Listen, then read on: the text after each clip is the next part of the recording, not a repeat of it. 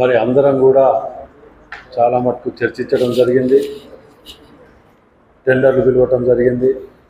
All departments ఇప్పటివరకు అందరూ చెప్పడం జరిగింది. కానీ దీన్ని చాలా సీరియస్గా తీసుకోండి. మొట్టమొదటిసారి జరుగుతున్నది కాబట్టి ఏ కొంచెం నిర్లక్ష్యం జరిగినా మీడియా, సోషల్ మీడియా ద్వారా దుష్ప్రచారం ఎక్కువ చేసే అవకాశాలు ఉంటాయి. మరి మన నిర్లక్ష్యం ఏమైనా జరిగినట్టయితే అది గత ప్రభుత్వాన్ని ఈ ప్రభుత్వంతో పోల్చే ప్రమాదం ఉంటుంది మొట్టమొదటిసారి కాబట్టి.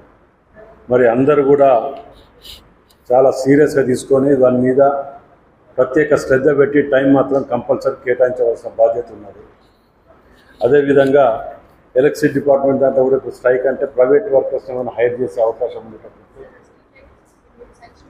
దానికి ఆల్టర్నేట్గా తీసుకుంటే ఒకటి. రెండు, మేడం మున్సిపల్ కమిషనర్ గారిని కూడా రిక్వెస్ట్ చేస్తున్నా, ఈ ఉత్సవాలు అయ్యే వరకు వీటిని అన్ని ఆల్ డిపార్ట్మెంట్స్ కానీ కమిటీస్ని కొంచెం మీరు కోఆర్డినేట్ చేస్తే దీని మీద బాగుంటుంది. ఎందుకంటే ఎవరో ఒకరు చెప్పుకుంటానికి మరి ఉండటానికి విజిటింగ్ అనేది జాయింట్ విజిటింగ్ కాలే, ఎవరి వారు ఇండివిజువల్గానే జరిగింది. సిఐ గారు పోయొచ్చు, ఇంకెవరో పోయొచ్చు తప్ప దీని మీద సీరియస్నెస్ అయితే అవపడలే. కూర్చొని చర్చ ఇప్పుడు కూర్చున్నాం, ఇవాళ కూర్చున్నాం తప్ప విజిట్ చేయడానికి కూడా కనీసం మనం జాయింట్ విజిట్ చేయలేం. పట్టించుకోలేదు అనే దాన్ని మనం ఎక్కడ కూడా మీకు ఫ్రీ హ్యాండ్ ఇస్తున్నప్పుడు ఫ్రీ హ్యాండ్ ప్రకారం అందరు కలిసికట్టుగా టీం ప్రకారం పోయి దాన్ని చర్చించుకొని ఏం చేయాలి, ఆల్టర్నేట్ ఏముంటుంది అనే దాన్ని కూడా చూసుకోవాలి తప్ప దీన్ని కూడా నిర్లక్ష్యం చేయకండి దయచేసి. ఎందుకంటే ఈసారి మినిస్టర్స్ ఇట్లా వీళ్ళందరూ చాలామంది కూడా వస్తారు, ఎమ్మెల్సీలు ఇట్లా విజిట్ చేయడానికి.